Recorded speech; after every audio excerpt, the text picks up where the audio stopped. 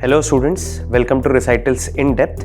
In this episode, we are going to discuss the topics which are covered under the section of Polity and Governance for the month of December 2024. The topics that we are going to discuss today are broadly falling under the themes of judiciary and its doctrine, parliament, important governmental policies and schemes, key legislations, and lastly, important institutions of governance. Stay tuned. Hello students, welcome to the Recitals in Depth for the month of December 2024. So let's have a look on the topics that we are going to cover for this month, and apparently the version of December 2024 is comprising of 18 topics. So now let's start with the first topic, which is one-stop centers for Indian women. Now, to understand this topic in its entirety, imagine a situation that an Indian woman is living in a foreign country and that woman is totally dependent on her spouse. However, that particular woman is also being subjected to domestic violence and various kind of emotional and physical abuse. Now, since that particular woman is dependent on her spouse, she does not have anywhere to go. She does not have her kins to support her in that situation, since she is living in a foreign country, and she does not have any idea about various legal routes or legal solutions which is available to them in that foreign country. Now, this might seem to be a very imaginative or an hypothetical situation, but this is the reality of majority of Indian women who are living outside India, that they are subjected to various kind of violences by their in-laws or by their spouses. So to help those Indian citizen women in such kind of dire situations, Indian government is coming up with establishment of one-stop centers for Indian women, however, in different countries. So that is the core context that we are trying to discuss in this particular topic, is that recently the Ministry of External Affairs received approval from the Ministry of Women and Child Development, which is a nodal authority for the development of one-stop centers in India. Now, since one-stop centers had to be developed outside India, it was the Ministry of External Affairs who is collaborating with the Ministry of Women and Child Development, and this Ministry of Women and Child Development, it approved establishment of 9 one-stop centers to help women who are affected by violence outside India. So first of all, what we need to understand is that what do we mean by one-stop centers, or OSCs in short. So OSCs are nothing but an institutional network to help women who are subjected to violence. If there is a woman who is subjected to any kind of physical, sexual, psycho-emotional abuse, either by their parents or by their spouse, within the family or at the workplace, the one-stop centers will be providing them with relief and various kind of emergency services. So what are the core objectives which the OSCs are trying to achieve?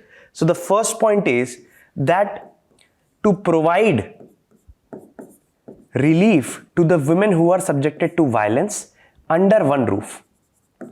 That is the core concept that which we need to understand, is that the concept of under one roof, because by the name itself it suggests that one-stop center, that a woman has to just reach to that one particular institution and she will be provided with wide degree of services. So the second objective is to provide women with a greater degree or a range of services, which can be of emergency and non-emergency kind of categories, and this will include various kind of services, for example providing them with legal aid, medical aid, socio-emotional counseling, etc.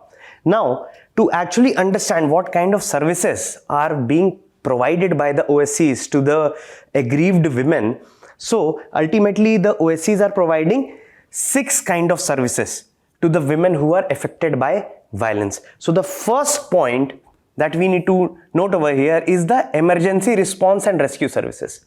Now, as we know that whenever a woman is being subjected to violence, whether be it of physical nature or be it of emotional abuse, ultimately the victim or the aggrieved party, they will be so devastated that they would want any particular outside agency to rescue them first, because ultimately it is taking toll on their sanity.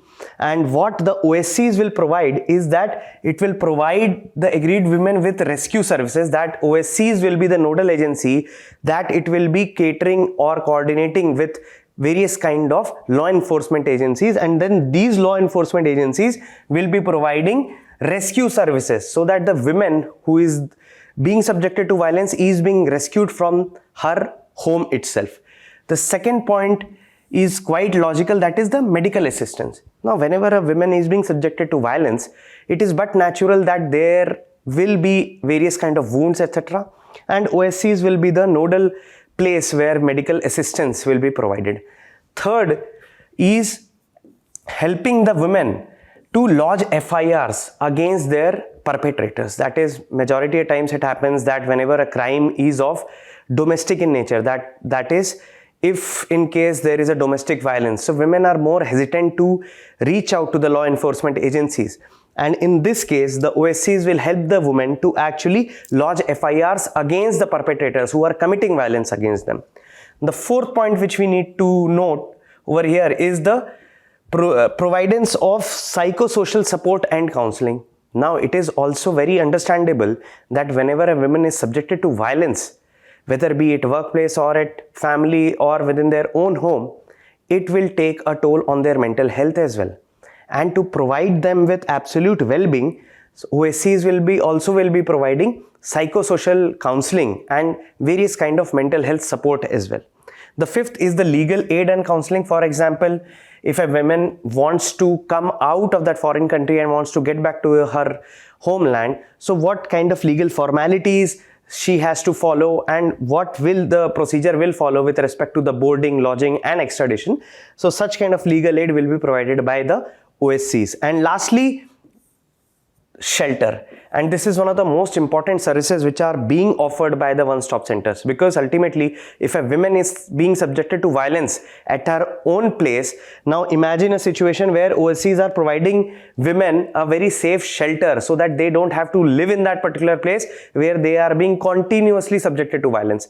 And under this service of shelter, women who are being subjected to any kind of violence will be provided the lodging facilities till 5 days, and it provides a great relief to the women who are actually being subjected to violence.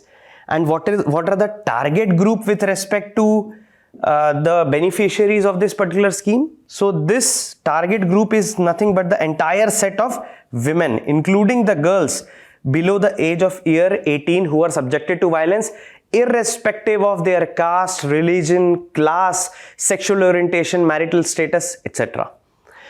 And what is the importance of establishing one-stop centers abroad? So as we already discussed in the context itself, that Indian government, that is the Ministry of External Affairs, recently got the approval from the Ministry of Women and Child Development to establish 9 one-stop centers. And the countries where it is being established can be classified under 2 categories.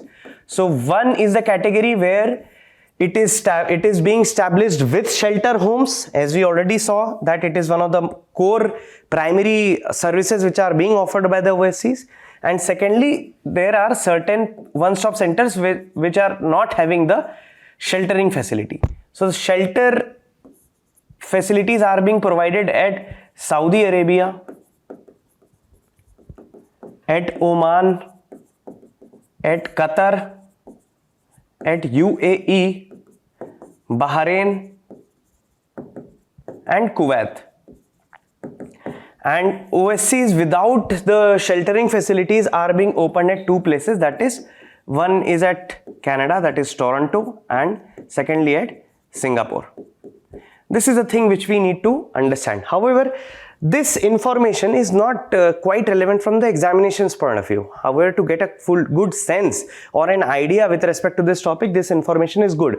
However, what we need to understand is that what is the significance or what is the importance of establishing such one-stop centers abroad. So the first point is servicing the core objectives of the one-stop centers, that one-stop centers will be able to provide their services with respect to emergency rescue, with respect to legal aid, etc., to the women who are actually being subjected to violence but outside India. The second is the crisis management, that whenever a woman is being subjected to violence, it is the one-stop centers who has to take care of various kind of activities which might result into any kind of legal hurdles. So any crisis management, it has to cater, for example, to rescue the women from the place of her residence or from the perpetrators of violence. And thirdly, strengthening our diplomatic presence as well. That is, by establishing one-stop centers in foreign countries, it will create a very strong diplomatic presence. It will portray India as such a power that the other global powers will see India as a beacon of hope for the women of our country. And the same models can also be replicated by other countries as well. And lastly, owning up the responsibility. That is, ultimately, if Indian citizen who is a woman, and if she is staying outside India, that does not inhibit the responsibility of Indian state to protect its own citizens. However, that is why, to entrench and deepen the responsibility of Indian state towards the women citizenry, these one-stop centers which have been inaugurated recently in these 9 places is a great step forward in protecting the women of our country against various kind of violences that they are subjected to in a routine manner. So this was all about this topic. Now let's come to the next topic. So the next topic again is a very important topic, and the title reads as How the Supreme Court Hears Cases.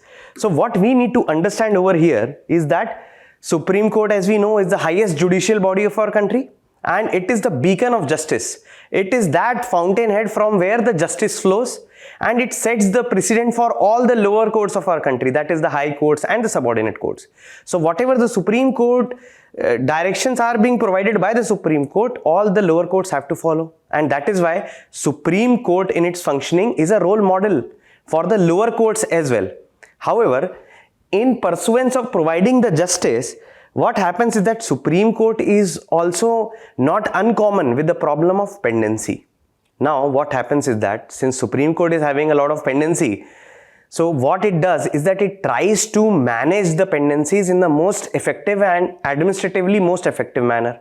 And how it does that? Since there is a pendency of a lot of cases, we cannot hire more and more judges, although the Constitution permits that. However, what are those methods in the administrative domain which the Supreme Court can utilize to actually expedite the cases or to remove the pendencies?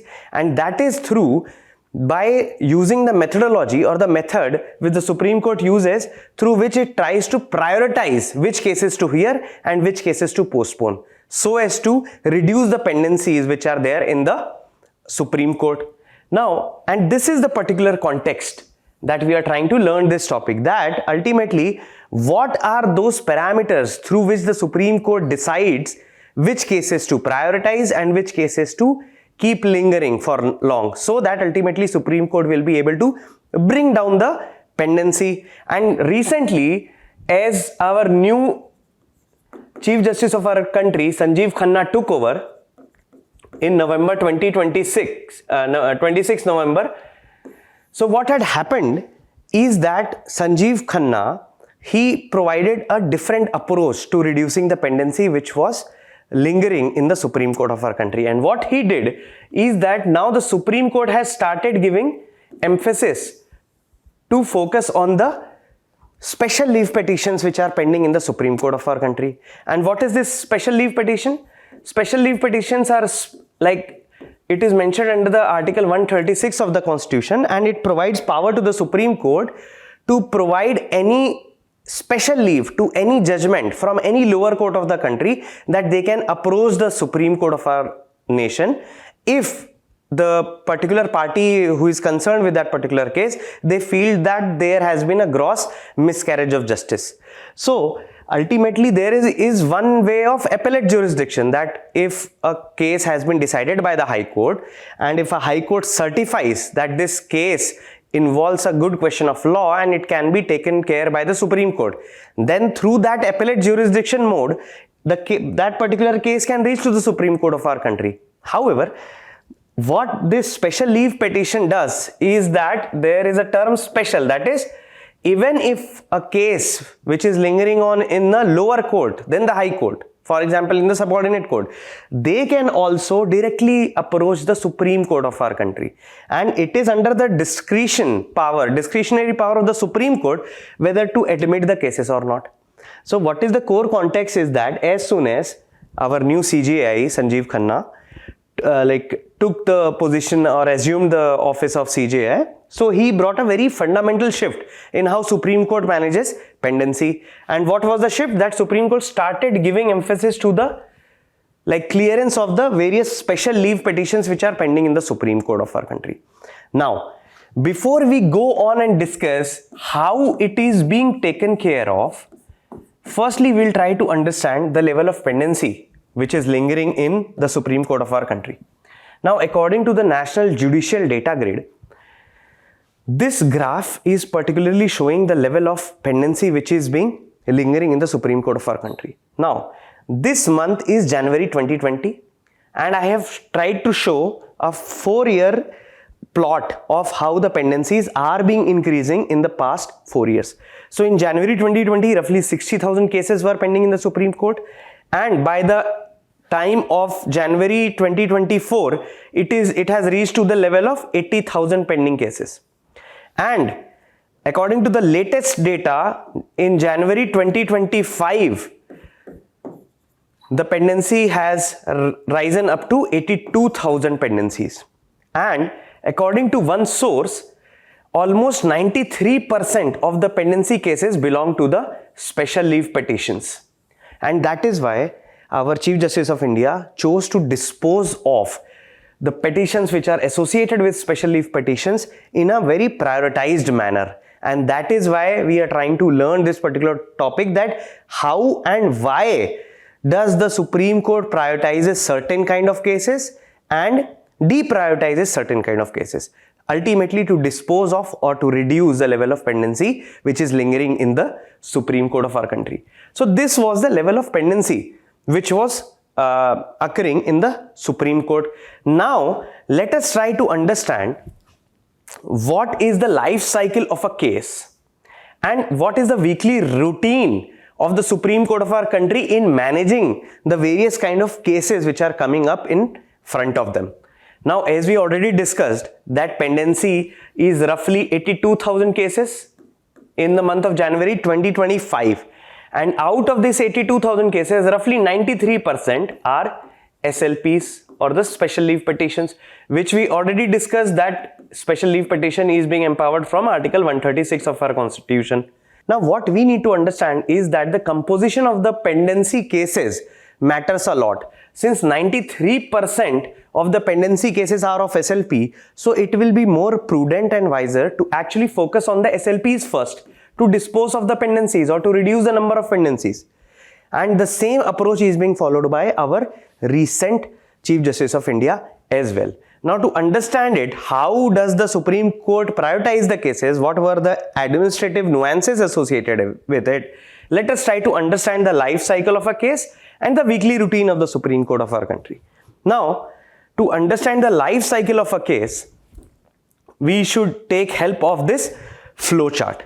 So, the first leg in the life cycle of a case with respect to the Supreme Court is that filing of a case by an advocate on record. Advocate on record are those advocates who are empaneled in the Supreme Court of our country and are competent to represent their clients. So the advocate on record, they file the particular case along with supplementary documentations, evidences, etc. in the filing counter of the Supreme Court.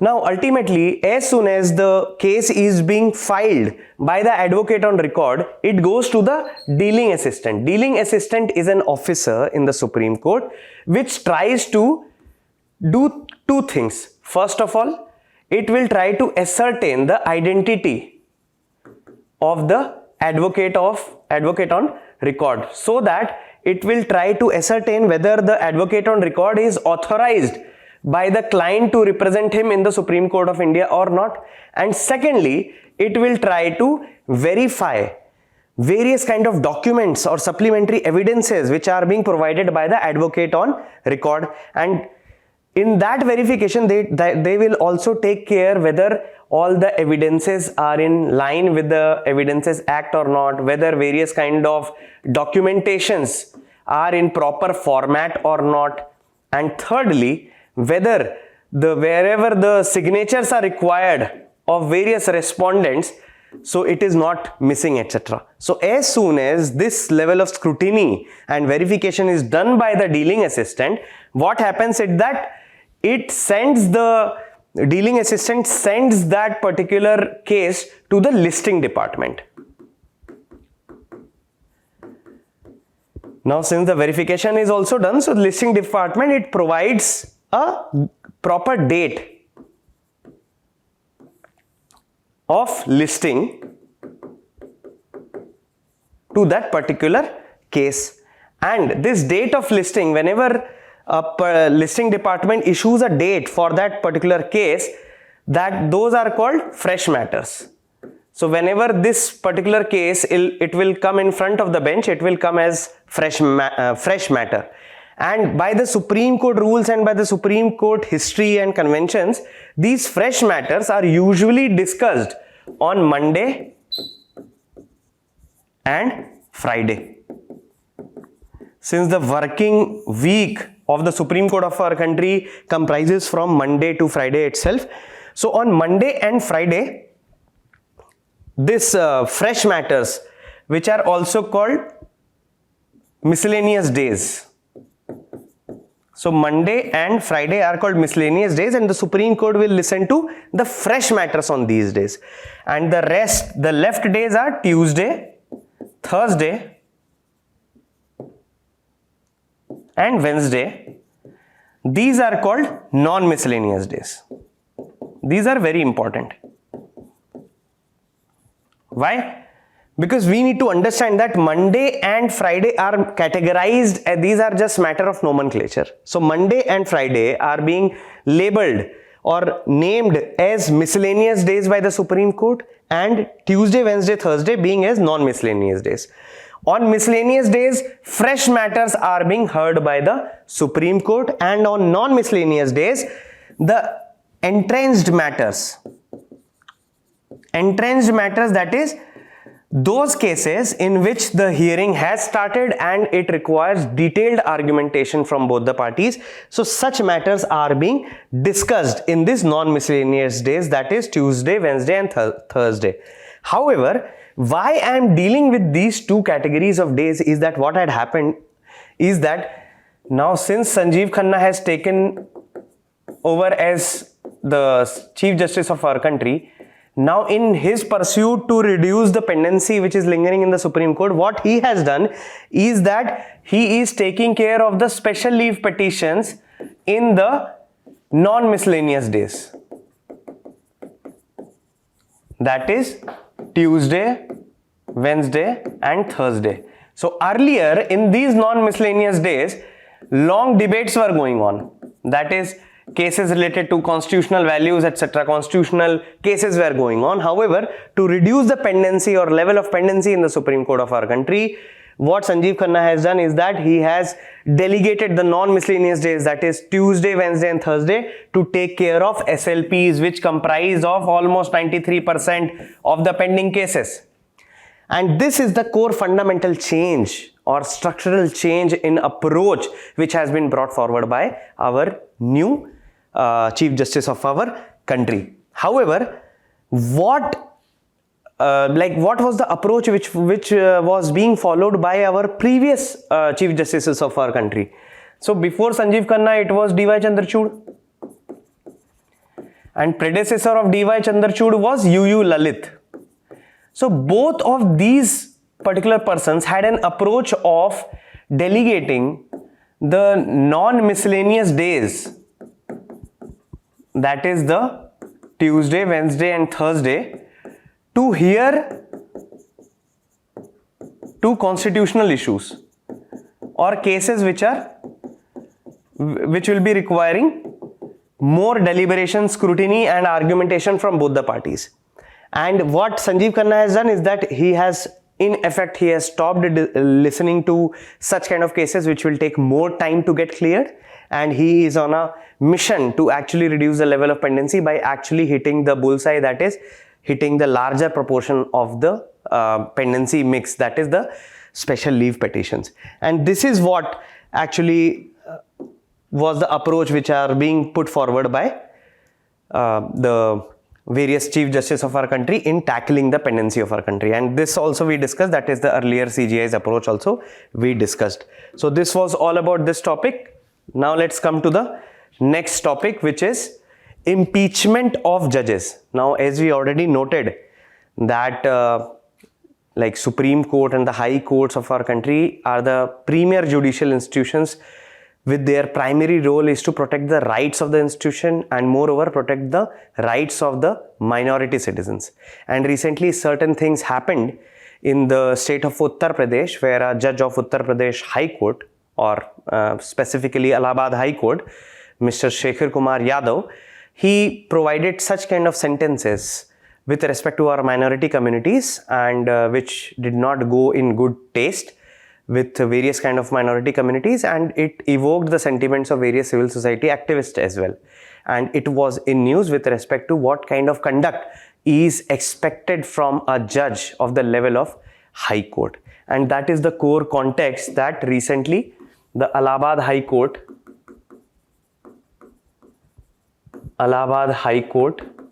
Judge Shekhar Kumar Yadav,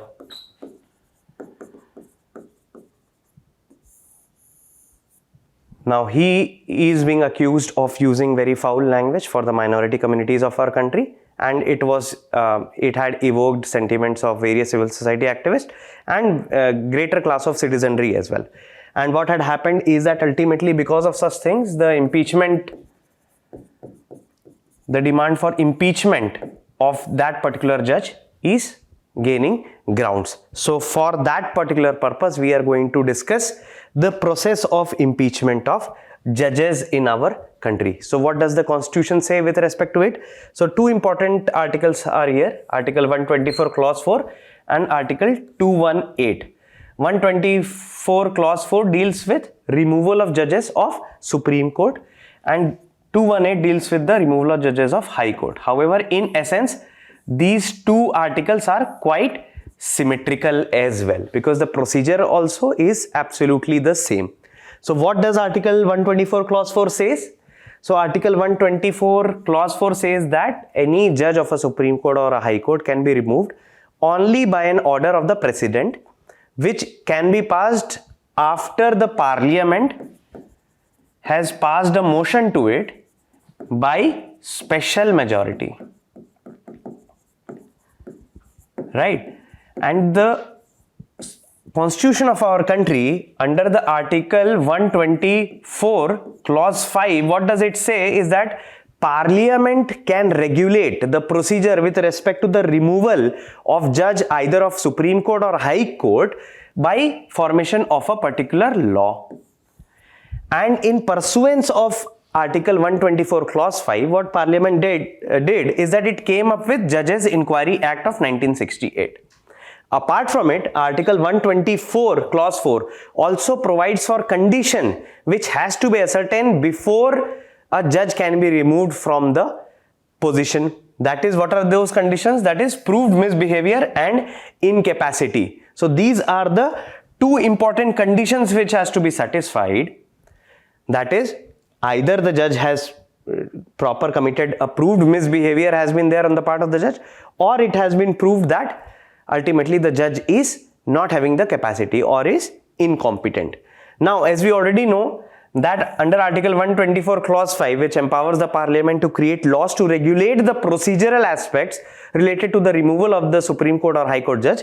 So in pursuance of this particular article, Parliament had enacted Judges Inquiry Act of 1968, which provides for various procedure with respect to the removal of High Court judge or a Supreme Court judge. And what is that procedure?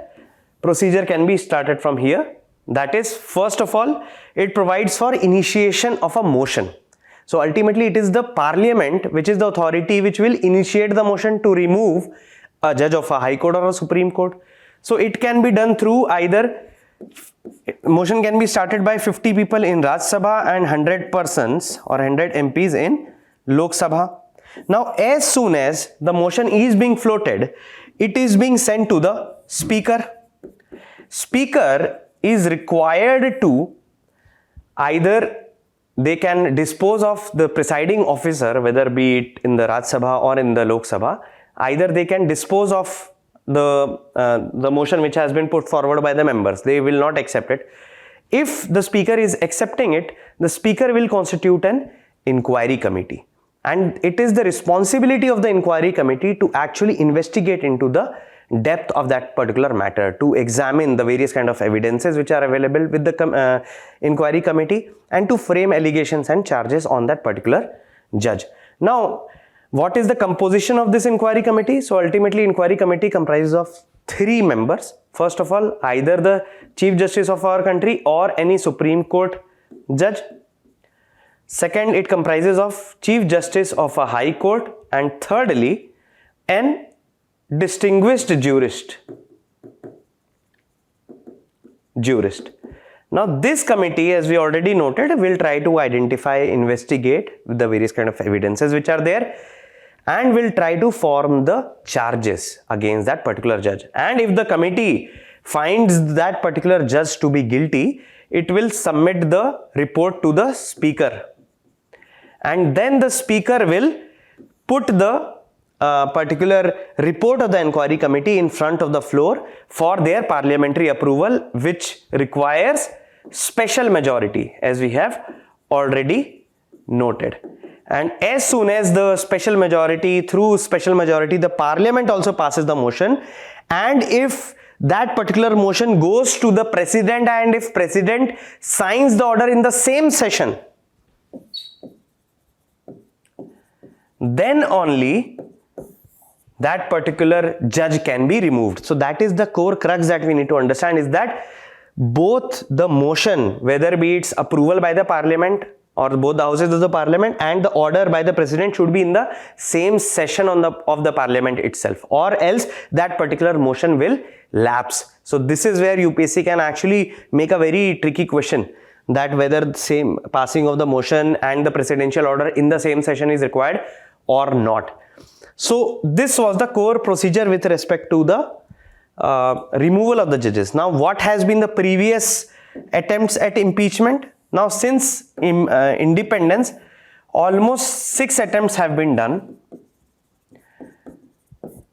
with ultimately leading to 0 removal, or no judges could be removed through this particular method. However, in these cases, 2 judges were actually found to be guilty. First was V. Ramaswamy Iyer, and second was Soumitra Sen. So these 2 were the judges who were found to be guilty by the inquiry committee. However, in the case of V. Ramaswamy, the parliament could not pass the motion with the kind of majority it requires, and secondly, this Soumitra Sen judge, he actually resigned before he could have been thrown out by the parliamentary approval.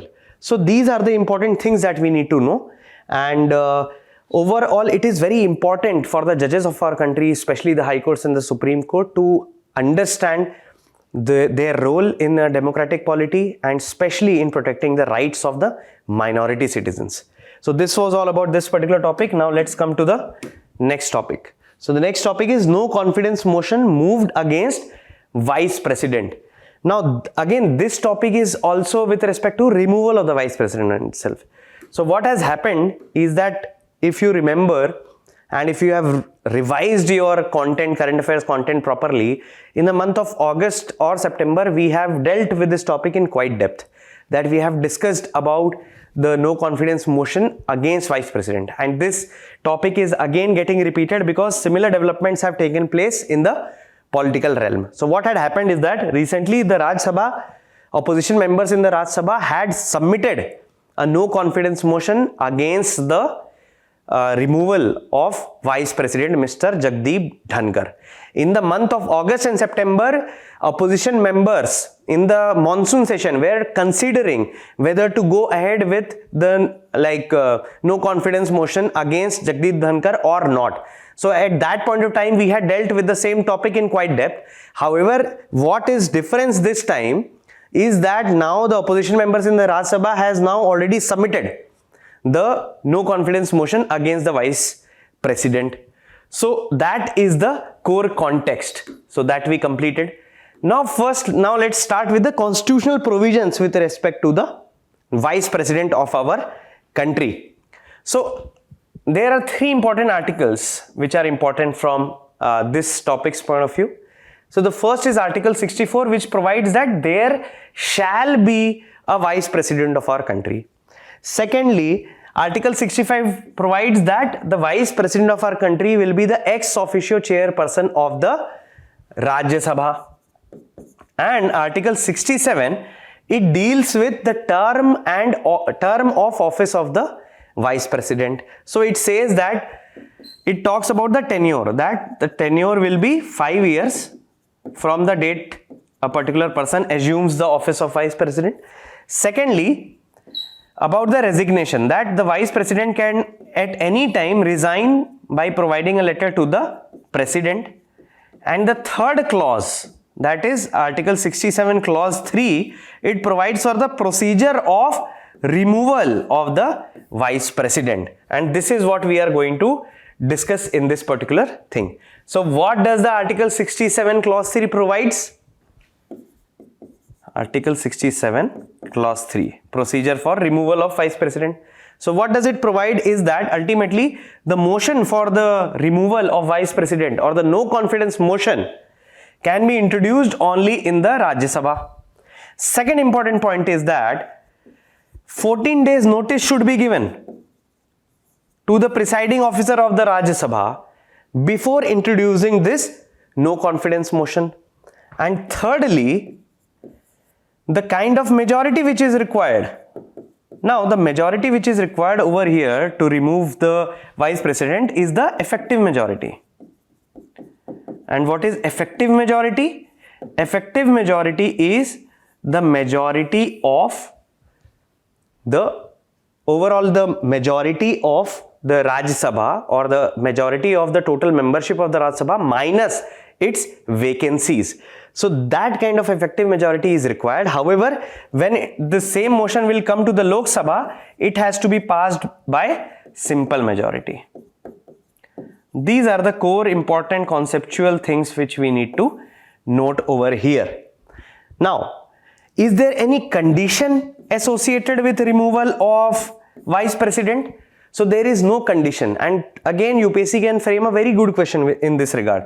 So although, as in the previous topic also we noted that there was a very explicit condition which was written down in the constitution under Article 124 clause 4, that for the removal of High Court or the Supreme Court judges. And what was the condition? Proved misbehavior and incapacity. Similarly, whenever there is an impeachment for the President, again the constitution is very explicit. What is the condition for removal of President? Violation of the constitution. However, the constitution is silent. There is no condition which is explicitly mentioned in the constitution. So these are the core aspects of the procedure which you should know with respect to the removal of Vice President of our country. And let's now try to compare it with the impeachment of the President. So first of all, we already noted that President has an condition, that is violation of the constitution. However, the VP or the Vice President does not need any condition. Secondly, the initiation or no confidence motion for removal of Vice President can only be introduced in the Rajya Sabha, that we had discussed earlier. However, it is not the same with the case of President. The no impeachment motion for the removal of President can be introduced in either of the houses of the Parliament. And the majority which is required in case of President is the 2/3 of the total membership of the House. However, in case of Vice President, we discussed that effective majority is required.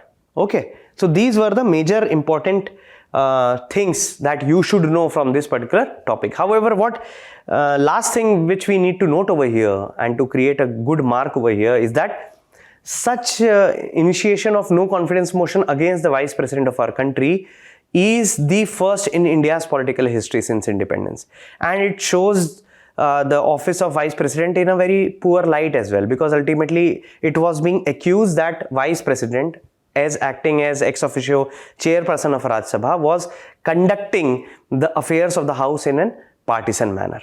So now we'll try to see where does this particular motion goes in the coming months, and we'll be providing its analysis as well. So now let's come to the next topic, which is India Internet Governance Forum. So recently, this India Internet Governance Forum was conducted in New Delhi. And that is the core context that we are trying to learn this particular thing. But what is this India Internet Governance Forum? And there is a buzzword, that is internet governance. And whenever a student comes across this particular term, internet governance, they see it as a monolithic rock.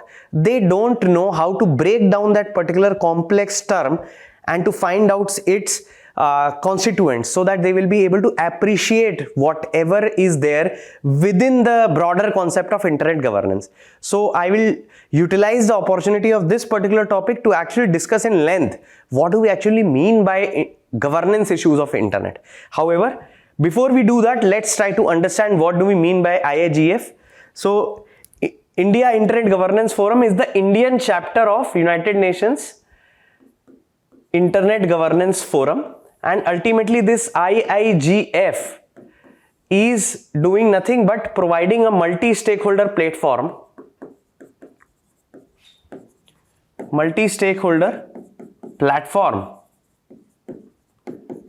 to discuss various kind of issues which are bothering not only private agencies but governments and civil society organizations of various countries with respect to how does the internet should be governed. And secondly, since it's a multi-stakeholder platform, they are going to discuss the various challenges which every stakeholder is facing with respect to governance of internet, and secondly, to harness various opportunities which the internet offers by utilizing various kind of innovations. And that is the core theme of this year's IIGF was, that is innovating internet governance for India. This was the theme, and it was organized under the aegis of two agencies, that is METI, Ministry of Electronics and Information Technology, and NIXI, that is National Internet Exchange of India. Now, before we go on and discuss the various objectives and the key themes which were discussed in the India Internet Governance Forum, let us try to understand and address the elephant in the room. That is, what do we actually mean by internet governance? So ultimately, these are the core 8 dimensions that you need to keep in mind so as to actually appreciate what do we mean by challenges in the internet governance. So internet governance is nothing but the policies and the regulations and the processes through which the internet, which is a global network, is being regulated and controlled. And what are the core challenges which are very imminent with respect to the governance of the internet? So let us try to understand it one by one. So the first important aspect or challenge with respect to internet governance is the fragmentation and sovereignty. So as we know that the nature of internet is a global network. Internet was designed to be a global network encompassing every area of the globe. So it does not respect the political boundaries. It does not identify the nations or the political boundaries of the various countries. So what has happened is that of late, all the countries are trying to assert their own sovereignty over the control over the digital spaces. And that is why what is happening is that ultimately the network is getting fragmented. And it is also known as, this fragmented network is also very popularly known as splinter net. It's a very important keyword that it can be asked in the prelim examination as well, in the form of, say for example, often seen in news, splinternet means. So splinternet is a very important keyword over here, which means that the overall internet is getting fragmented because all the nation states are trying to impinge their sovereignty and trying to regulate their own digital spaces in their own manner, in their own unique manner, and ultimately it is breaking down the networks in such a way. Second important point is lack of centralized governing body. Now, as we know that the internet governance is being done in a very decentralized manner. Every area, every region, every country is trying to regulate the contours of the internet in its own unique fashion, which is being influenced by their own domestic necessities. And that is why what is happening, that we are not able to find out any centralized governing body which will regulate the operation of that particular network. Because what we need to understand is that consider network as a web only, which has totally engulfed our like planet Earth. Imagine it in that way. And ultimately that network is nothing but a public good, and how it is to be governed so that it can serve the larger good of the humanity. That is why we need a centralized governing body which will take care of various kind of issues with respect to decentralized governance of the internet. The third is the various kind of cyber security threats which are present in the internet as well, whether be it any kind of ransomware, hacking, etc. The fourth is data privacy and surveillance. Now, as we know that with the use of the internet, a lot of data is being like generated, and those data are quite private in nature as well. Many a times those data are very private to a particular individual, and those data are being processed and are being used by various agencies, whether be it state or whether be it private tech companies, to provide a proper surveillance for their own customers or citizens. So ultimately, in the pursuit of data processing, the data privacy is getting compromised, and the personal autonomy of an individual, whether he is a citizen or a customer, he will be a citizen for a state, however he will be a customer for a private tech, it is getting compromised. Now, fifth point which we need to note over here is that the governance of the internet should take care of the digital divide which is existing in various regions as well. For example, in the continent of Africa, there is very limited penetration of internet.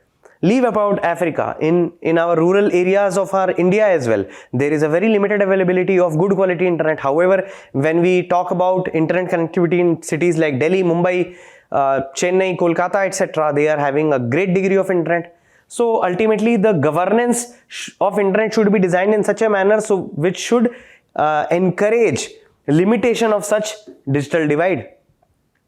Sixth is the misinformation and content moderation. So ultimately, because through internet every individual is connected to another individual, and since every individual is using that internet to generate and transmit content, there is no governing body or any centralized body which will try to identify if there is any misinformation which is being floating through the network. And that is why it creates a lot of issues with respect to fake news, and that is why there is a need for content moderation. Seventh point is of intellectual property disputes. Now, internet is being used as one of the most fundamental learning tool, that every individual is trying to learn a lot from the internet, and they are trying to process it to develop new things. However, in the process of that, they are trying to come in getting in conflict with various intellectual protection regimes, and that is what it is also being taken care of by the internet governance regime. And lastly, of the jurisdictional challenges which pertains. Now, as we have already noted earlier, that internet does not respect or care about the national territorial boundaries. It is a completely engulfing net of computers, of systems, which is letting the flow of information from one country to another. And there are absolutely jurisdictional challenges.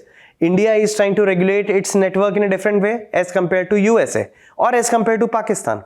So there has to be a uniform level of policy designing so that all these countries with their network should be able to collaborate with each other, and there has to be a greater exchange of information using the same common minimum network that we call as internet. So these are the core of the core issues related to the internet governance, not only in India but also in the world level.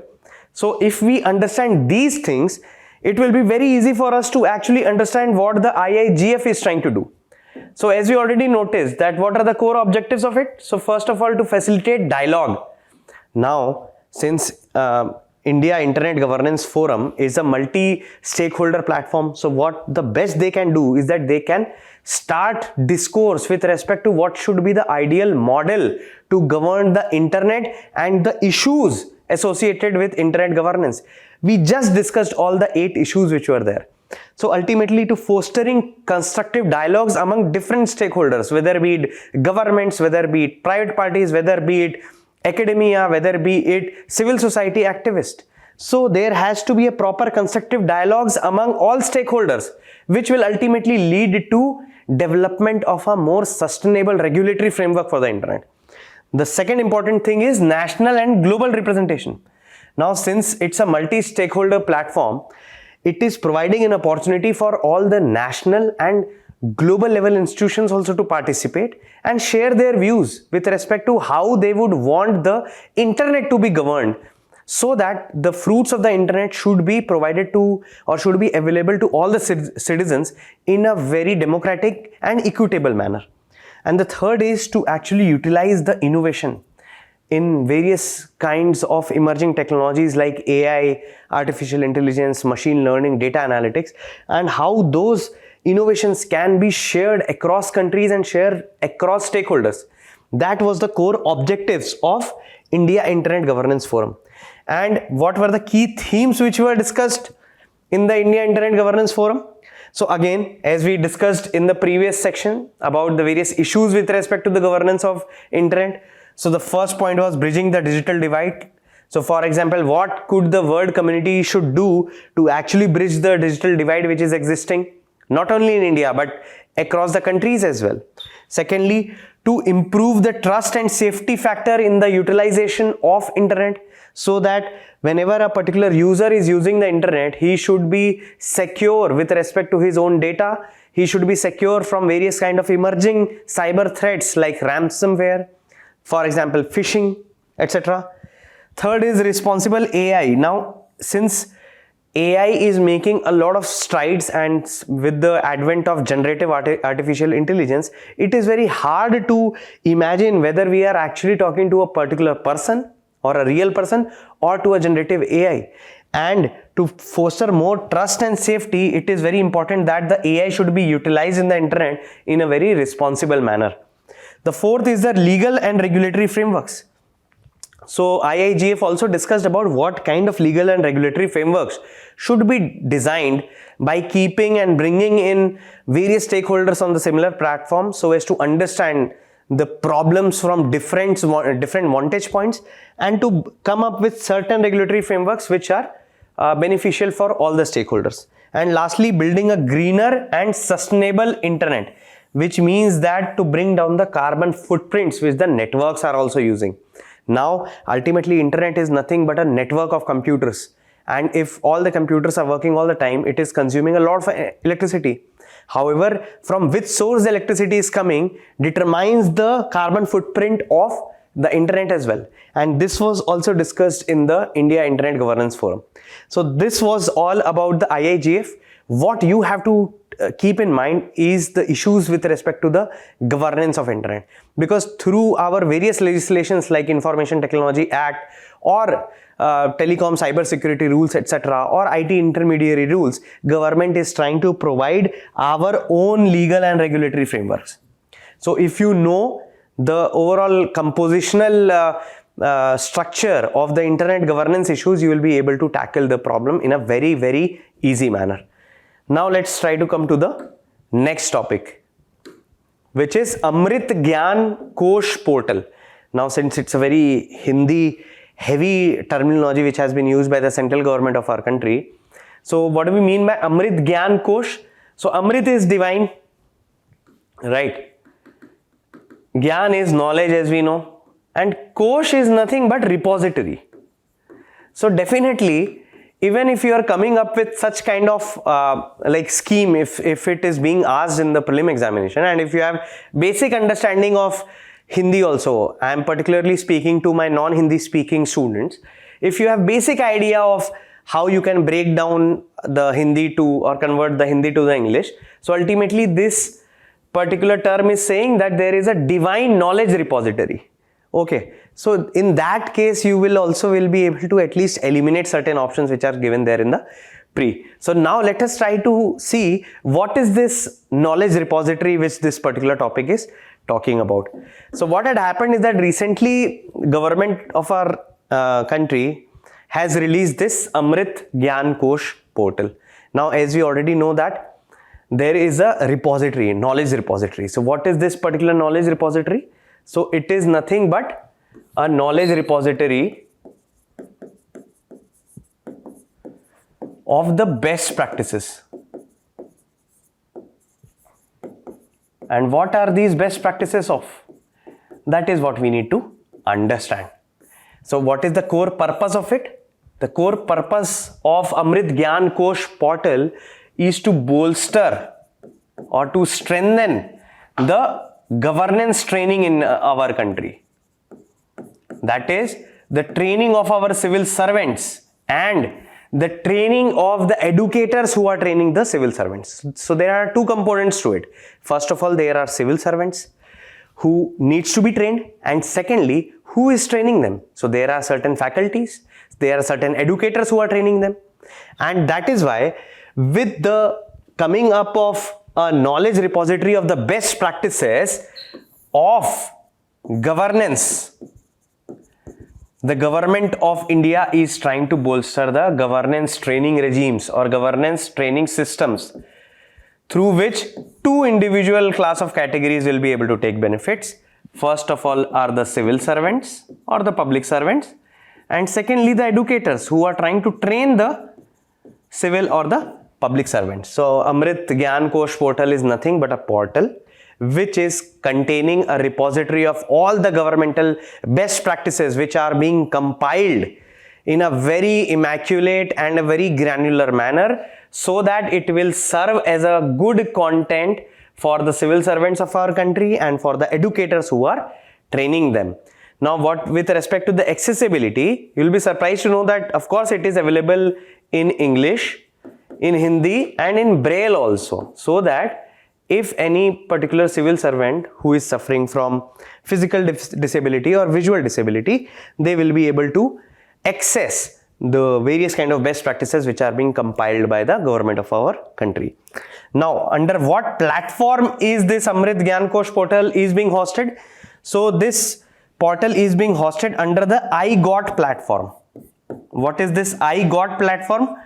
iGOT platform is a short form for integrated government online training. So iGOT is a short form for integrated government online training. And what is this iGOT? iGOT is nothing but a digital learning platform. Just like YouTube for you is a digital learning platform, similarly for civil servants of our country, iGOT is a digital learning platform. Now just like using the YouTube, you are able to watch the Recitals in-depth series. So similarly, you are trying to learn from the YouTube. So similarly, civil servants of our country using the iGOT platform, they will be learning about various governance issues with the help of resources which are present in the iGOT platform. So there are various kind of learning aid and resources, case studies which are present in the iGOT platform, and the recent addition is of the Amrit Gyan Kosh portal, that apart from various readings, books, etc. which are present in the iGOT platform which can be utilized by the civil servants of our country, the recent addition is Amrit Gyan Kosh portal, which is nothing but a repository of the best practices of the governance of our country. And one more important thing which we need to note over here is that since YouTube is the primary mode from where you are also learning, So similarly, IGOT platform, which is the platform which is being used by the civil servants to learn about the governance. So IGOT platform also comes with an important aim. It aims to provide anytime, anywhere, any device learning for the civil servants of our country so that they could improve their capacity. As simple as that. And the second important thing which we need to note about IGOT platform is that it's a very important pillar of Mission Karma Yogi. Okay, and this we will discuss the Mission Karma Yogi in quite depth in this particular topic itself, because it's a very important governmental scheme which aims to reform the how the training of civil services is being conducted in our country. So IGOT platform is one of the pillars of Mission Karma Yogi, and this IGOT platform was developed by two important agencies. First was Capacity Building Commission, which is an independent and autonomous body functioning under the Department of Personnel and Training with a particular mandate to standardize and harmonize the civil services training in our country. And the second was Karma Yogi Bharat. So by the name of it, you might get confused that what is this actually. But Karma Yogi Bharat, although being very complex name, it's an institution itself. And this Karma Yogi Bharat, again, it is a sub-component of pillars of Karma Yogi, Mission Karma Yogi as well. So by this thing, we can already understand that Mission Karma Yogi rather is a very important scheme which is run by the government to reform how the training of civil services is being conducted in our country. So now let us try to take this opportunity to know more about Mission Karma Yogi. So what is the need first of all? Why do we need Mission Karma Yogi? Now, because civil servants come at the center of all the governmental activities, right from the policy designing to its testing, to its monitoring and evaluation and its implementation. It is the civil servants which are playing one of the core important roles. Apart from it, the service delivery or the governance functions, it is the centrality of the civil servants in our country. And in the COVID times also, we saw that ultimately the civil services were able to deal with such kind of unprecedented situations only with a proper skill set and if they were ready. And that is why the government of India and specifically our Honorable Prime Minister Modi has taken a very important interest in designing of this particular initiative as well. So what is the core need of it? That the core need is to provide for a holistic training. Holistic training of civil services or civil servants so that they are more adapted to the newer and complex kind of challenges which are coming up in front of our bureaucracy. And what is the core philosophy behind it? So ultimately the core philosophy is that this Mission Karma Yogi wants to shift the nature of our Indian civil services from rule-based to role-based. That is, the human resource management of our civil services has to be designed in such a manner that ultimately the civil services will not be guided by the rules but by the roles which a particular civil servant is providing. To understand it in a good way, imagine a situation that we are shifting towards role-based. That is, it means that role should be provided to the right civil servant at the right time. So all the civil servants will be scrutinized and examined throughout their journey or throughout their career, and based on their unique competencies, they will be provided the right role. And the second philosophy which is governing the Mission Karma Yogi is coming out of or breaking the silos. As we know that our government of India functions in a departmental set of view, and every civil servant is trying to head a particular department, and these departments are working in silos. That is, they are not interacting with different departments. And what happens is that the kind of socio-economic challenges which are being faced by the civil services of our country This silos approach will not help. There is a requirement of more and more coordination and collaboration and cooperation among different departments of the government, so that the government as a whole will be able to come up with more unique and innovative solutions to the complex problems that we are facing. For example, COVID-19.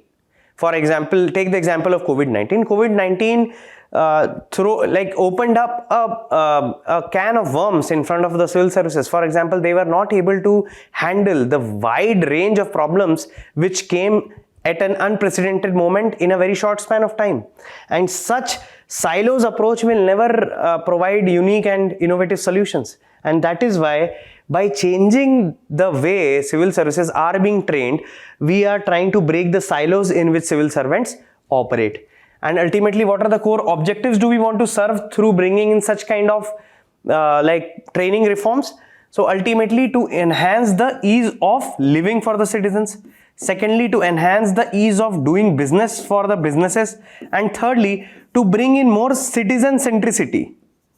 That all the mechanisms and processes, rules, guidelines should be designed in such a manner keeping the citizen in the center, so that whenever a citizen wants to avail any benefit out of the government, he should not be running from pillar to post. Ultimately, citizens should be getting all the benefits and services at a click distance, and that will enhance the overall ease of living in our country as well.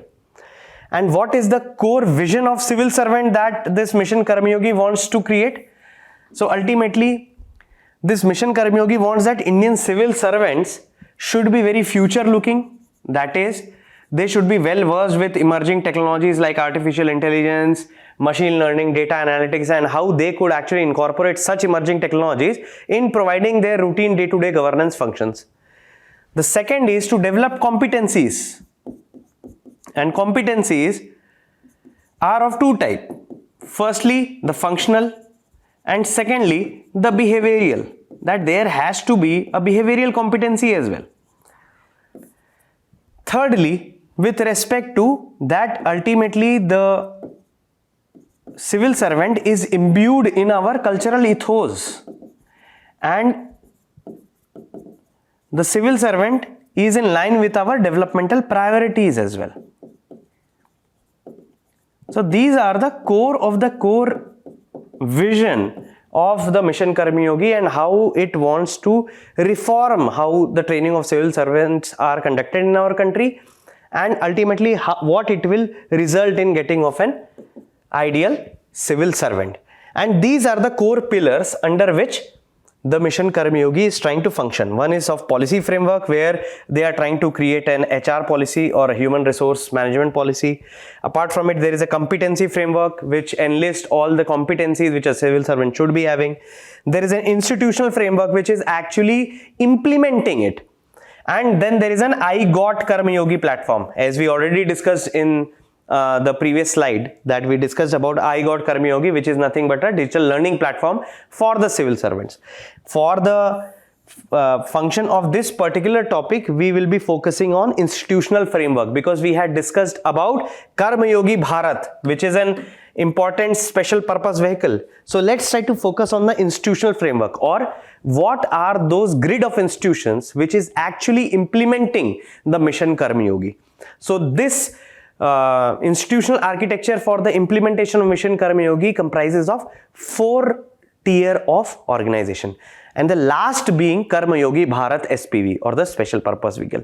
So let's start with the first thing, which is at the apex there will be Prime Minister's HR Council, which will provide for strategic direction to the capacity building programs in our country. Below that there will be an coordination unit of the Central Secretariat. Again, it will monitor and evaluate whether the implementation is being done in the right amount of time and according to the guidelines which has been provided by the government. After that, there will be a capacity building commission, as we already noted that this functions under the DOPT, and its primary role is to harmonize and standardize the civil services training in our country. And at the last leg, there will be Karmayogi Bharat SPV, or the special purpose vehicle, which is constituted as absolutely not for profit company and is registered under Companies Act. And what are its total functions which are being performed by the Karmayogi Bharat SPV? These are fourfold. That is, it is going to manage the platform or the functioning of the Karmayogi iGot platform. So it is going to manage various kind of content which are present over there in the iGot platform. Secondly, it will try to develop content with respect to the training of the civil services, and it will get it validated from domain experts as well. The third is it will also provide assessment services, that as soon as a civil servant is trying to learn any particular topic or any subject, they will be provided with assessments as well, because then only a civil servant will be able to know that whether whatever they were trying to learn, whether they have learned it in its entirety or not. And lastly, they will also regulate about the compliance and oversight, whether the iGot Karmayogi platform is being run according to the guidelines of Mission Karmayogi or not. And ultimately, this SPV Karmayogi Bharat is going to also provide for a oversight over the functioning of iGot Karmayogi. So this was all about this particular topic, and this institutional architecture is very important from the examinations point of view. So the next topic for our discussion is United Nations Commission on Narcotic Drugs. So what is the proper context behind it? So recently India got the opportunity to chair the 68th annual session of the United Nations Commission on Narcotic Drugs, CND for short. So what is this particular UNCND? So basically it is the principal policy making body of the UN for drug issues, all the matters which are related to the production, usage, consumption, distribution of the drugs in our country. And secondly, it also oversees the various kind of policy ecosystem which regulates the usage, consumption and the production of drugs in the world. Now, one more important thing that we need to note over here is that it functions under the United Nations ECOSOC, that is Economic and Social Council, and ultimately it is the CND or the Commission on Narcotic Drugs which governs a very important UN Office of United Nations, Office of Drugs and Crime.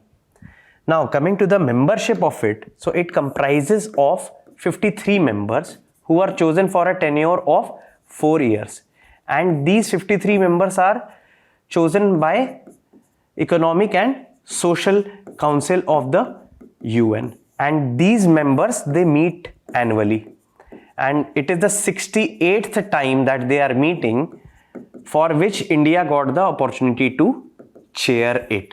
Okay, now what are the core functions which are being performed by the Commission on Narcotic Drugs? So first of all, global drug policy oversight, that is ultimately it is overseeing the policies which are being formulated by various countries of the world, whether be it developed country or developing country.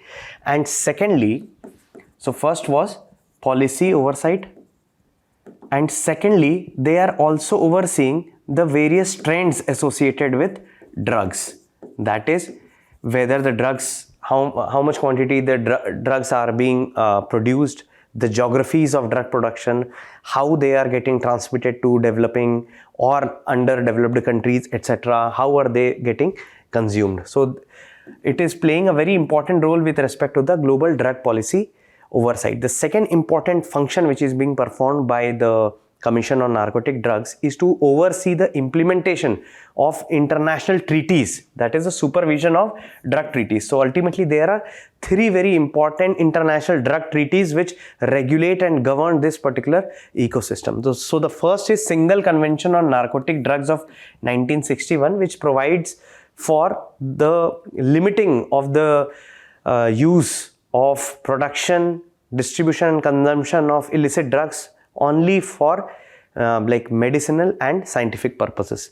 Second is the Convention on Psychotropic Substances, which puts a lot of controls and regulations on various psychotropic substances like hallucinogens, stimulants, sedatives. And thirdly, the UN Convention Against Illicit Traffic in Narcotic Drugs, which again inhibits and prohibits and regulates the sphere of trafficking in narcotic drugs and the associated money laundering problem associated with it. So ultimately the C&D tries to supervise and implement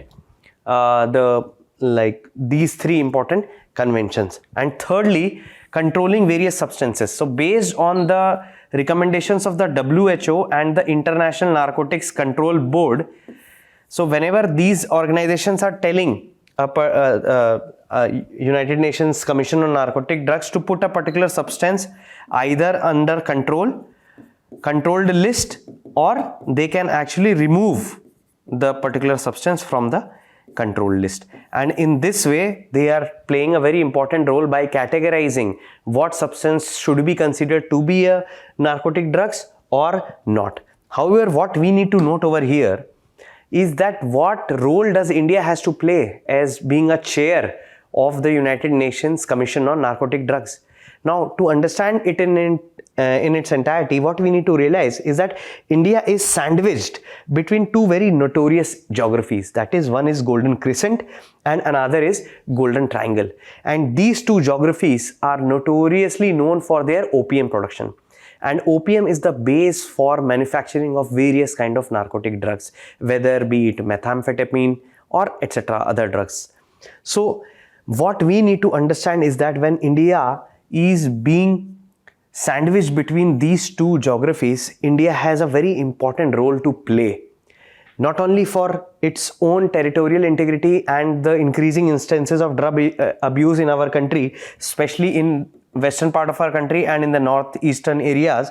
However, it also plays a very important role with respect to how do these two geographies also interact. And that is why the first role which India has to play is to promoting more dialogue.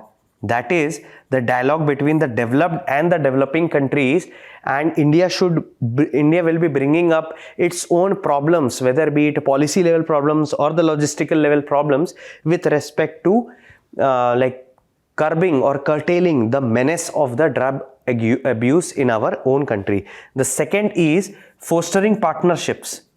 Now, as we know that India is sandwiched among the two most notorious geographies, and it is very important for not only for India but also for other countries who are suffering from drug abuse, is that they should foster such partnership which will lead to exchange of greater intelligence with respect to the drug trends, that is, from which routes the drug is getting entry into any particular country, which areas are being targeted by the the peddlers of the drug, and so on and so forth.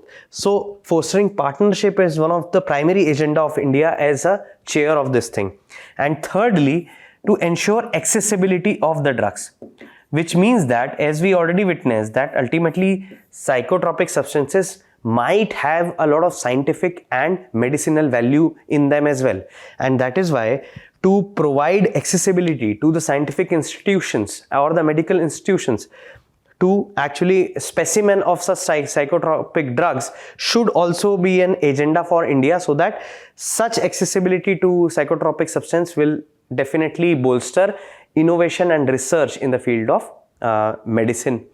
Okay, so this was all about the United Nations Commission on Narcotic Drugs. Now let's try to come to the next topic, which is National Panchayat Awards 2024. So recently, National Panchayat Awards 2024 was held in New Delhi, in which almost 45 panchayats were honored for their innovative solutions in the domain of inclusive and sustainable development. So now let us try to learn briefly about what do we actually mean by National Panchayat Awards.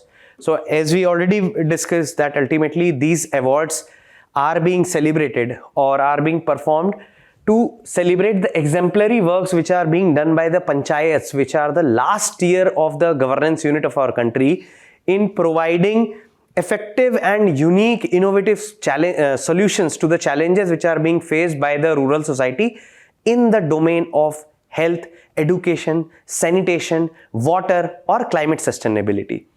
With respect to what are the core objectives of this particular awards, so first of all, the first objective, it is very clear, is to promote grassroots governance. That is, whenever we are trying to motivate and whenever we are trying to create examples out of the panchayat systems, we are promoting the grassroots governance in our country. And ultimately, since these institutions are the most grounded institutions, or they are the most accessible institutions to the citizen of our country.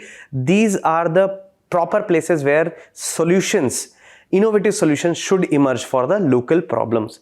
The second is to motivate panchayats to adopt best practices. While providing awards to various different panchayats, definitely we'll be discussing about various kind of best practices which each panchayat is adopting to provide an affable solution to the problems that they are facing. So ultimately it will also motivate panchayats also to adopt the best practices.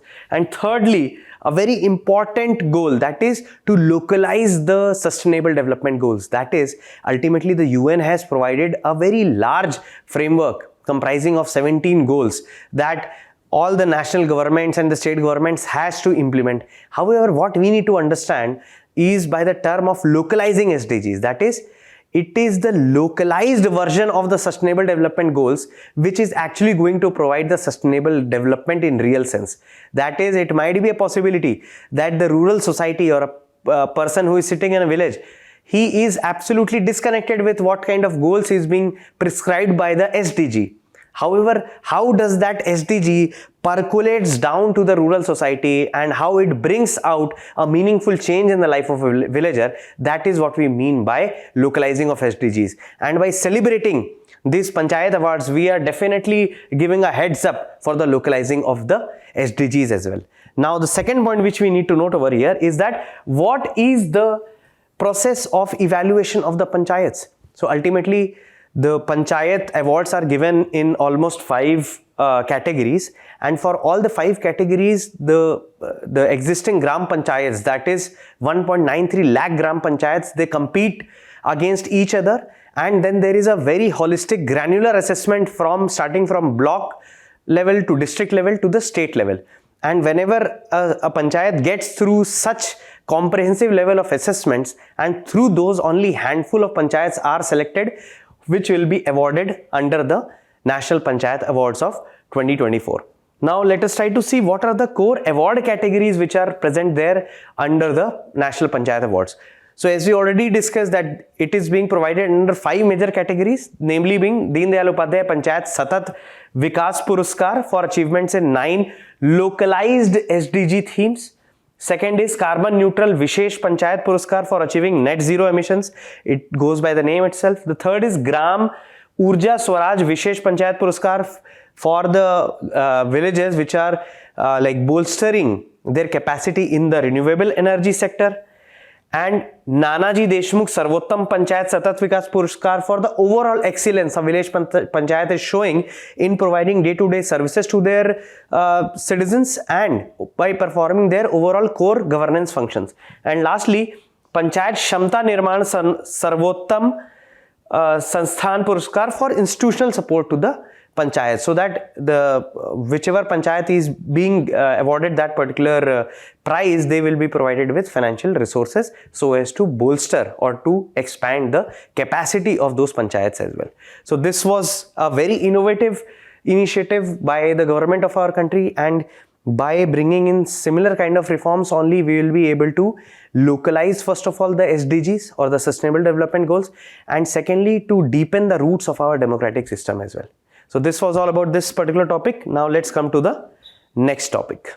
Now the next topic is Coastal Shipping Bill 2024. So recently in the Lok Sabha, this particular bill was tabled, and that is why we are trying to learn this particular topic. So we will be learning this topic in 2 heads. First of all, we'll try to understand what are the core objectives does this bill tries to serve, and secondly, what are the core primary features associated with this particular bill. Now first of all, the objective is very simple. First of all, it wants to consolidate and amend laws which are regulating the coastal shipping. Secondly, to promote a coasting trade. Now, this might appear to some to be a new term, that is coasting trade. Coasting trade means that the trade which is taken place along the coast. Say for example, this is Mumbai and say this is Kochi, and if a trade is being taken place along the coast of our country, it is called as coasting trade. And third objective is to encourage domestic participation and ensure a coastal fleet for national security and commercial purposes as well. So these are the core 3 objectives which this bill is trying to fulfill. Now let us try to see the important features of this bill one by one. So the first important feature is regulation of coastal waters. Now ultimately this bill is trying to regulate the applying of vessels or plying of vessels in the coastal waters, in India's coastal waters. So only those vessels which are having a proper license will be able to navigate or do the coasting trading till the 12 nautical miles, that is the territorial waters, and till 200 nautical miles, that is the adjoining maritime zone. The second important facet which we need to note over here is the expansion of definition of coasting trade. Now earlier the definition of the coasting trade had involved only trading in goods. However, now the definition of coasting trade will also include services.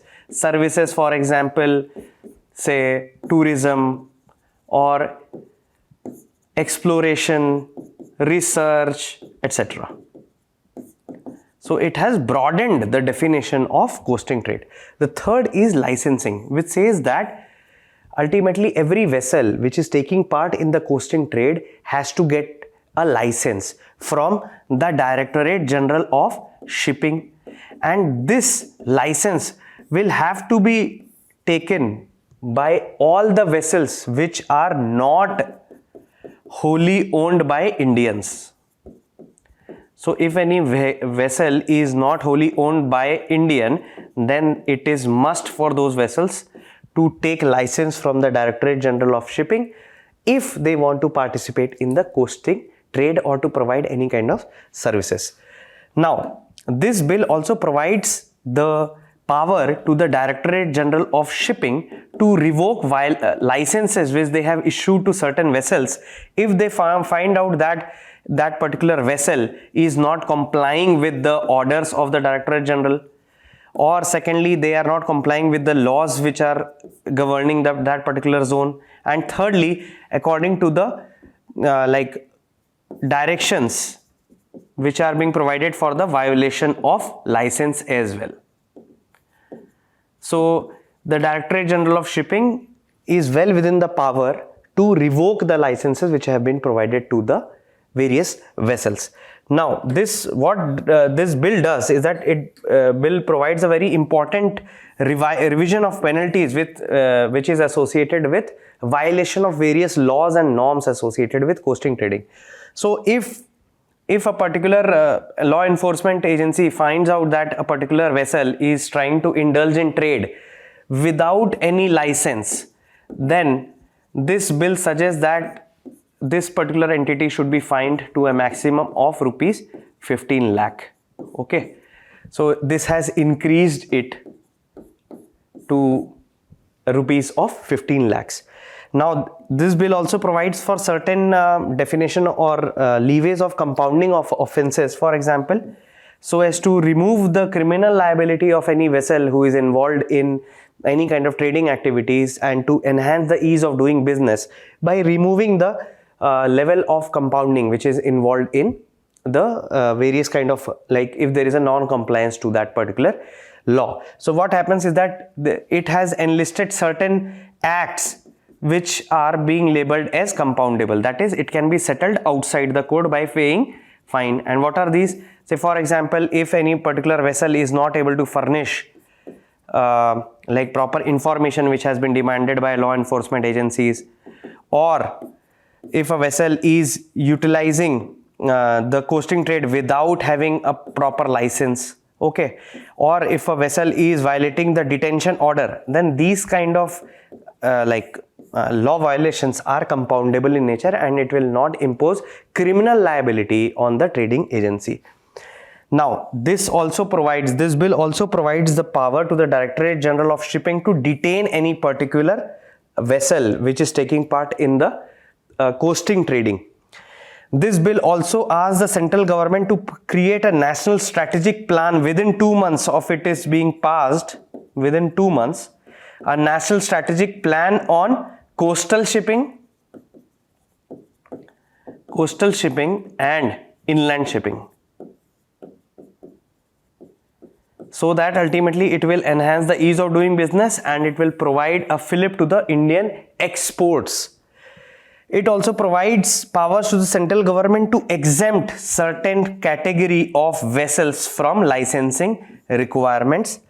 It also urges the central government to focus on jobs and in the shipbuilding sector, so that more and more vessels are to be manufactured in India under the Make in India scheme. And lastly, the government is also mandated to create a national database on coastal shipping, which will provide more transparency with respect to what kind of export or logistics is being taken care of by the coastal and the inland shipping, and that data will actually help in formulating a national strategic plan for coastal shipping and inland shipping. So ultimately, this particular bill is going a long way with respect to promotion of trade, because ultimately this will lead to reduction in the logistic costs, because India will be utilizing its long coastline, and the coastlines will be utilized in a good way, so that it will lead to the reduction in dependency of our existing congested road and rail network. And ultimately, if we are transporting goods by the inland coasting routes or the coasting trade, the cost accrued is quite less as well. So it's a very heads up call for the India's trade and Make in India initiative as well. So this was all for this particular topic. Now let's come to the next topic.